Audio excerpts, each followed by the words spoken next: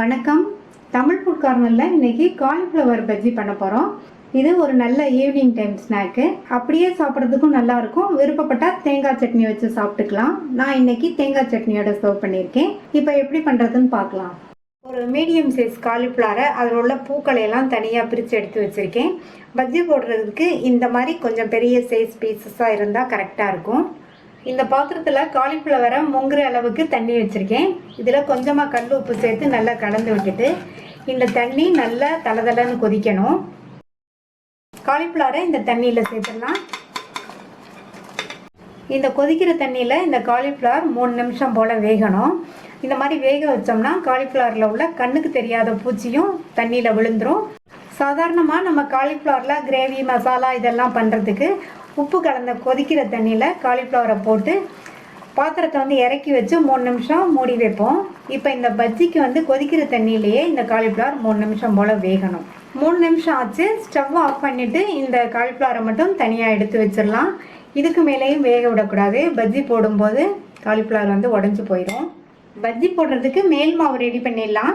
இந்த மிக்சிங் பவுலில் 3/4 கப் கடலை மாவு, 1 டேபிள் ஸ்பூன் அரிசி மாவு, 1 டீஸ்பூன் தனி மிளகாத்தூள், 1/4 டீஸ்பூன் பெருங்காய பவுடர், 1/4 டீஸ்பூனுக்கு கொஞ்சம் கம்மியாக சமையல் சோடா, இதுக்கு தேவையான அளவு உப்பு சேர்த்துட்டு எல்லாம் ஒன்றா மிக்ஸ் ஆகிற மாதிரி ஃபஸ்ட்டு நல்லா கலந்து விட்டுக்கணும்.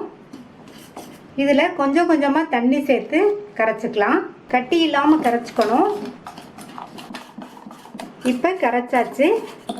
மாவு இட்லி மாவோட கொஞ்சம் தளர்வாக இருக்குது. இந்த மாதிரி கரைச்சிக்கணும்.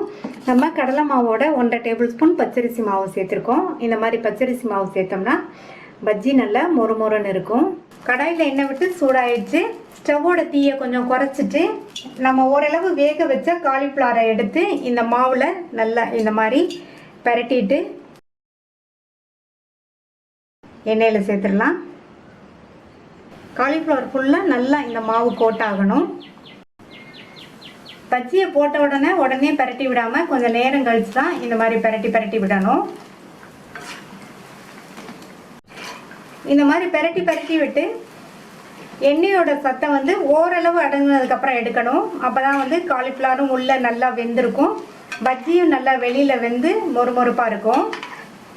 பரட்டி விட்டு பஜ்ஜி உள்ளேயும் வெளியேயும் நல்லா வெந்துருச்சு. எண்ணெயோட சத்தமும் ஓரளவு அடங்கியிருக்கு. இப்போ எடுத்துடலாம். இந்த பேப்பர் டவுலில் பஜ்ஜி வச்சிடலாம். நல்ல மொறுமொறுப்பான டேஸ்டான காலிஃப்ளவர் பஜ்ஜி ரெடி ஆயிடுச்சு. இந்த காலிஃப்ளவர் பஜ்ஜியை ட்ரை பண்ணி பார்த்துட்டு உங்கள் கமெண்ட்ஸை சொல்லுங்கள். இது வரைக்கும் தமிழ் ஃபுட் கார்னர் சேனலை சப்ஸ்கிரைப் பண்ணாதவங்க சப்ஸ்கிரைப் பண்ணிவிட்டு பக்கத்தில் உள்ள பெல் பட்டனையும் கிளிக் பண்ணிக்கோங்க. தேங்க்யூ.